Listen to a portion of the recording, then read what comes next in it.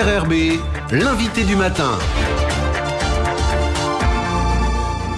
Bonjour Elisabeth Noir. Bonjour Nicolas. Alors évidemment, on revient ce matin sur cette annonce du confinement à partir de la nuit prochaine et la fermeture dès ce matin des écoles pour 15 jours avec votre invité. Et notre invitée, c'est Isabelle Chamorro, membre du gouvernement en charge notamment de l'enseignement. Bonjour. Bonjour. Merci d'accepter notre invitation. Alors, tous les établissements scolaires sont fermés dès aujourd'hui à la suite de la détection de cas de Covid en Nouvelle-Calédonie. Pourquoi une telle précipitation? Pourquoi une fermeture des écoles dès aujourd'hui, alors que le confinement va entrer en vigueur, le confinement général, à partir de ce soir minuit? Alors d'abord, ce que je voudrais dire, c'est l'importance du confinement qui va débuter à partir de ce soir.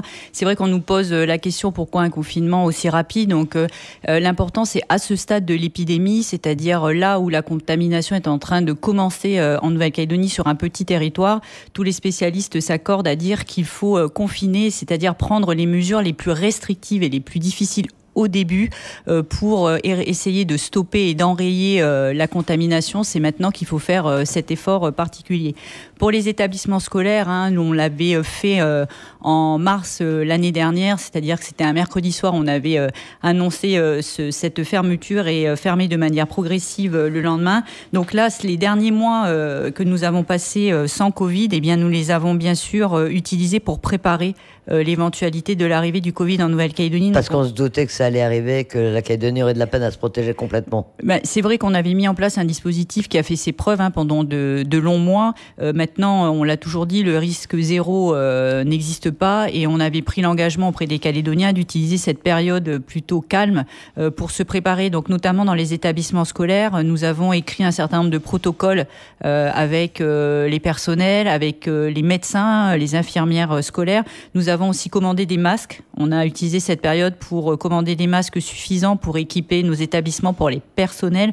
Donc je pense qu'on reviendra dans la conférence de presse d'aujourd'hui avec le président du gouvernement et les hauts commissaires aussi sur cette question de l'usage du masque. Donc nous, on s'est préparé après le confinement, dans l'éventualité bien sûr de la reprise des cours, d'avoir en tout cas le matériel nécessaire dans les écoles. On l'a fait aussi sur la thématique de la continuité pédagogique. On a utilisé ce temps pour se préparer en cas d'arrivée du virus et de fermeture des établissements à pouvoir déclencher le plus rapidement possible la continuité pédagogique. Alors pourquoi, je reviens à ma question, pourquoi dès aujourd'hui vous auriez pu attendre de fermer les écoles ce soir à minuit comme le reste des activités? Pourquoi décider dès ce lundi matin? Alors c'est une double organisation. Déjà, on a subi les événements climatiques de ce week-end. Donc on avait déjà certains établissements qui avaient des soucis et on a fermé également certains internats.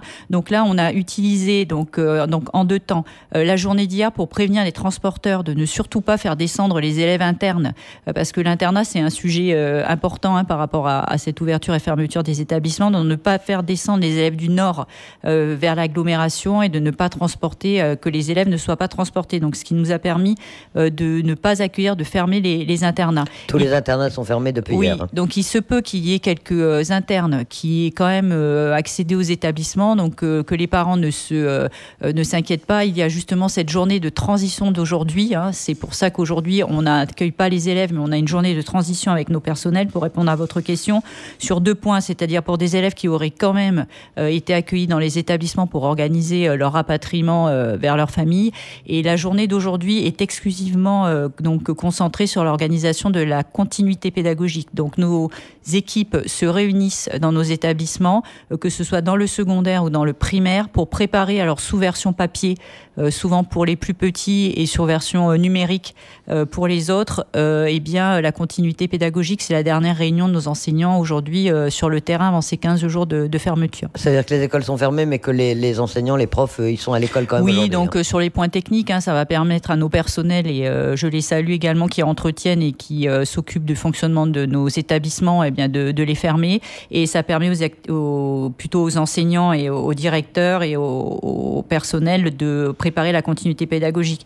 Donc on est aussi aujourd'hui mobilisés avec les partenaires sociaux. On va recevoir dans la journée tous les syndicats qui sont concernés par le secteur, et on met en place les écoles prioritaires, comme vous vous en souvenez peut-être lors du dernier confinement. Pour les personnels soignants, notamment pour les personnels mobilisés pendant cette période de confinement. Oui, donc on va réactiver ce système à la fois dans le sud et dans le nord, donc à la fois dans les collèges, si vous me permettez de les citer, parce que je pense que c'est important pour les Bien parents. sûr, oui, ça intéresse les gens concernés. Voilà, donc c'est pour les personnels qu'on dit essentiels à la gestion de crise, qu'on connaît. C'est une liste qui n'est pas exhaustive, mais principalement les personnels de santé, les forces de l'ordre. Donc on a le collège de Magenta, le collège de Mariotti, le collège de Dimbéa-sur-Mer et à Connaît le collège de Paille-en-Bouée. Et pour les écoles primaires, donc ce sont les écoles de la province sud, l'école Sur-l'Eau, l'école Champmoreau, l'école Gustin à Païta, l'école Chaniel au Mont d'Or. Et à Dimbéa, le nom de l'école est encore à préciser, mais ce sera fait dans la journée. Et bien sûr, la province Nord se mobilise aussi avec une école sur Point-d'Imier et l'école de Théhari à Connaît. Je vous donne quand même un numéro de téléphone pour la province Sud, puisque les parents peuvent inscrire leurs enfants dès aujourd'hui. C'est le 20 49 05. Donc je rappelle pour les personnels prioritaires dans la gestion de crise, comme ça s'était fait la dernière fois. 20 49 05. Les enfants sont accueillis, ils ont des cours également, les programmes sont assurés ou c'est presque entre guillemets de la garderie? Alors, on applique la continuité pédagogique, c'est-à-dire dans les écoles et dans les collèges qui sont ouverts, les enfants ont le travail que les professeurs leur envoient. Alors, sur le secondaire, c'est un peu plus facile parce qu'on est sur les sites Pronote que les parents connaissent bien.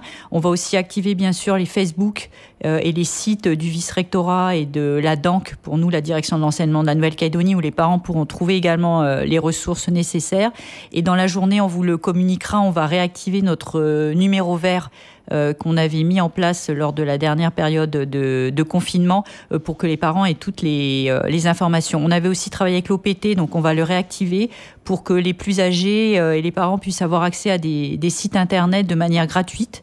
Avec là, c'est un accès en fait limité à certains sites pédagogiques pour que les parents aient accès, les élèves aient aussi aux ressources. Donc en fait, quand on va dans un collège et qu'on est enfant de personnel prioritaire, eh bien on a en fait sa continuité pédagogique qui est donnée par ces professeurs du collège dont on est issu.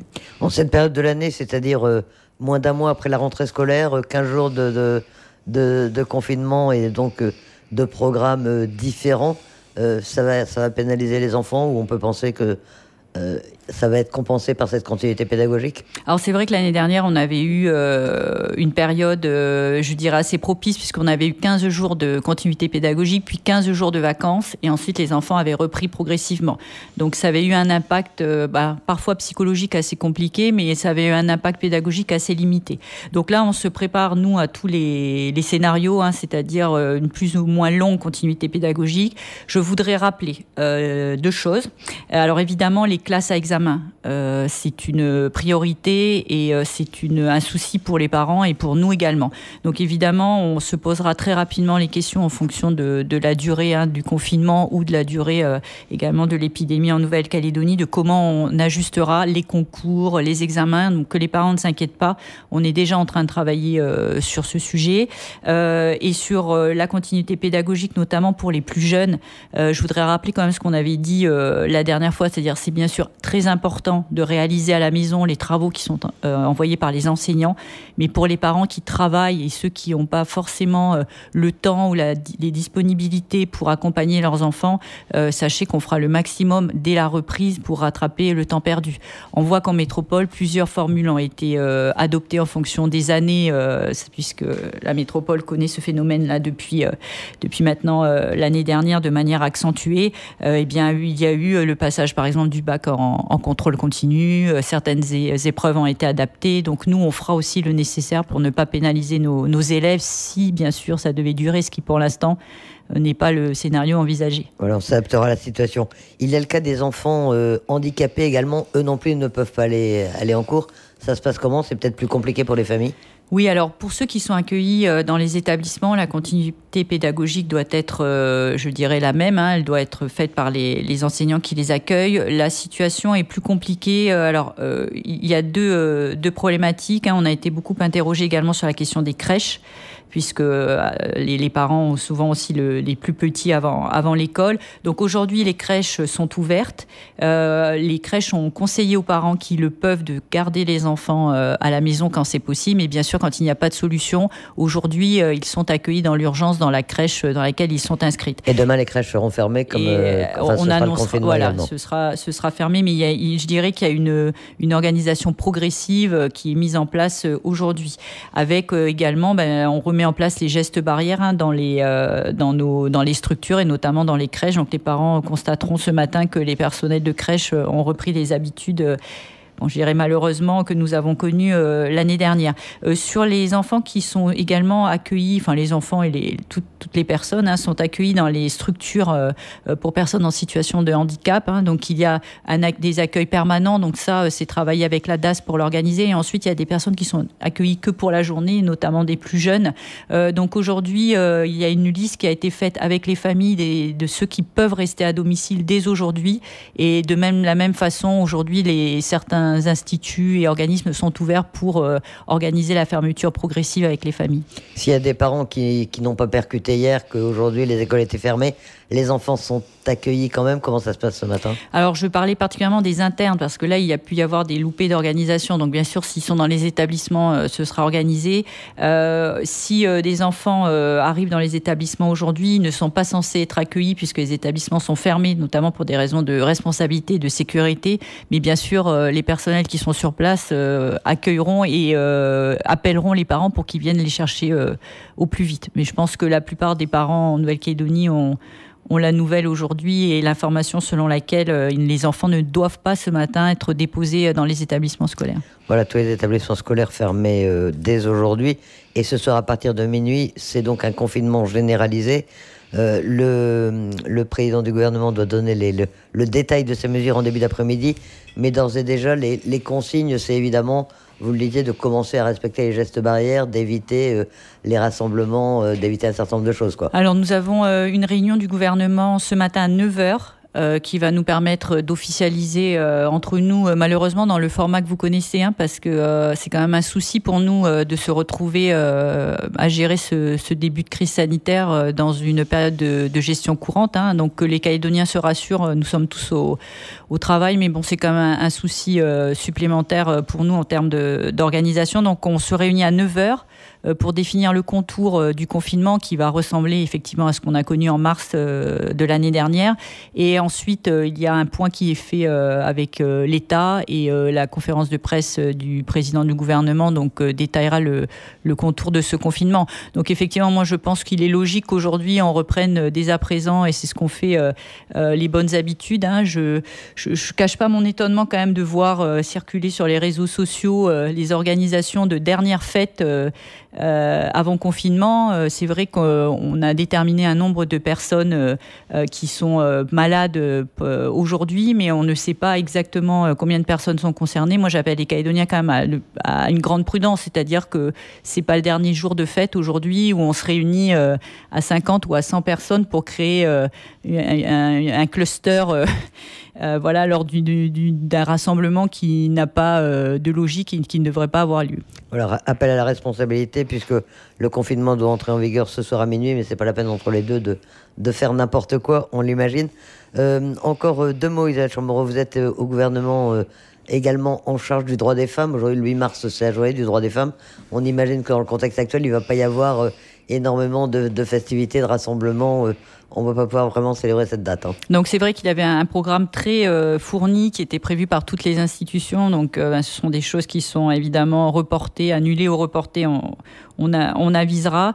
Mais en tout cas, ce que je voudrais dire également, c'est que tout ce qui tournera aussi autour de la préservation des violences au niveau familial, puisqu'on sait que malheureusement les périodes de confinement sont souvent l'occasion de voir augmenter les violences au sein de la famille, et que les femmes et les enfants malheureusement sont les premières victimes de ces violences. Donc on va remettre aussi avec les institutions et les partenaires concernés un certain nombre de dispositifs en place sur lesquels on communiquera, comme nous l'avons fait la dernière fois avec des numéros d'urgence, la possibilité de se signaler. On l'avait mis dans les pharmacies par exemple lors de sorties, les sorties exceptionnelles lors du confinement. Donc on va aussi réactiver tous les dispositifs que nous avions mis en place l'année dernière.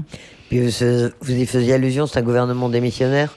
On imagine que la politique et l'élection d'un nouveau président du gouvernement ne va pas être forcément à l'ordre du jour des 2 prochaines semaines que c'est pas la priorité aujourd'hui? En tout cas, pour nous, là, ça ne sera pas du tout. Et j'espère, mais j'en doute pas, que, en tout cas, toute la classe politique se retrouve solidaire autour de ce défi que nous avons à relever ensemble pour les Calédoniens. Donc évidemment, notre objectif, et je pense que notre administration sera aussi, bien sûr, comme la dernière fois, je les remercie, fortement mobilisés avec nous. Notre objectif sera bien sûr de faire en sorte que ce confinement se passe au mieux et qu'il nous permette, d'autres pays l'ont réussi, comme par exemple la Nouvelle-Zélande, de ralentir de manière très significative la propagation du virus et pourquoi pas revenir, je l'espère, à une situation normale. On l'espère tous et merci Isabelle Chamorro d'accepter notre invitation ce matin. Et on rappelle que c'est cet après-midi, en début d'après-midi, enfin dans l'après-midi, que le président du gouvernement devrait annoncer les mesures précises concernant ce confinement de 15 jours. Merci.